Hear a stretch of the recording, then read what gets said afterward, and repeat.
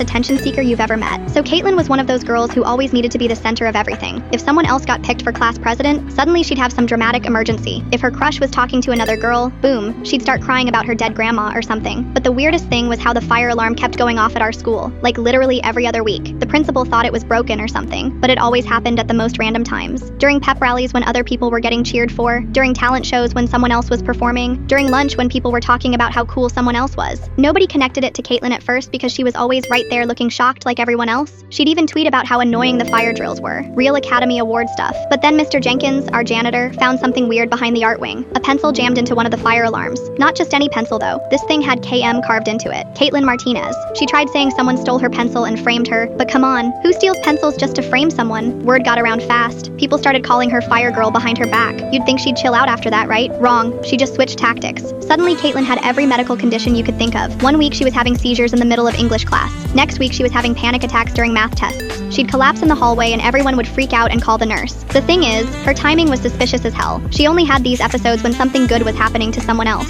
Like when this girl Ashley got asked to prom by the hot senior, Caitlin had a fainting spell right in front of their lockers. When our basketball team won regionals and everyone was celebrating, she started hyperventilating in the gym. Mrs. Foster, the school nurse, started getting suspicious because Caitlin's episodes only happened during big moments. Never during boring Tuesday afternoon history class or anything, always during assemblies or after someone else got good news. The final straw was during our spring talent show. This girl, Aaliyah, had been practicing violin for months. She was actually really good too, like competition level good. Everyone was excited to hear her play because she'd been posting practice videos and they were amazing. So Aaliyah gets on stage. The spotlight hits her. She raises her violin. And right as she's about to start playing, Caitlin screams from the audience and drops to the floor like a sack of potatoes. Her eyes are rolling back, she's twitching, the whole 9 yards. Everyone panics. Teachers are running over. Someone called 911. Aaliyah just stood there on stage looking confused while everyone ignored her to help Caitlin. The whole show stopped. Parents in the audience were recording Caitlin instead of their own kids performing. The paramedics showed up and took Caitlin backstage to check her out. I was helping clean up chairs so I could hear everything through the curtain. They're checking her pulse, her breathing, asking her questions, but she's not responding, just lying there with her eyes closed looking all peaceful. Then I heard one of the paramedics whisper something to his partner. Something about her vital signs being totally normal. Her pulse was steady, her breathing was calm. When they'd shine a light in her eyes, her pupils reacted fine. And when they asked her questions, her eyelids would twitch like she was listening but trying not to respond. That's when the older paramedic leaned down and whispered in her ear. I couldn't hear what he said at first, but then he said it louder. If you don't wake up in the next 10 seconds, we're gonna have to insert a catheter to check for internal injuries. Caitlin sat up so fast she almost gave herself whiplash. Her eyes were wide open and she was looking around like she just woke up from a nap. What? Where am I? What happened? All innocent and confused, but it was too late. Half the backstage crew heard what the paramedic said. The story spread through school faster than wildfire. By Monday morning, everyone knew Caitlin had been faking her medical emergencies. Her parents pulled her out of school a month later and enrolled her somewhere across town.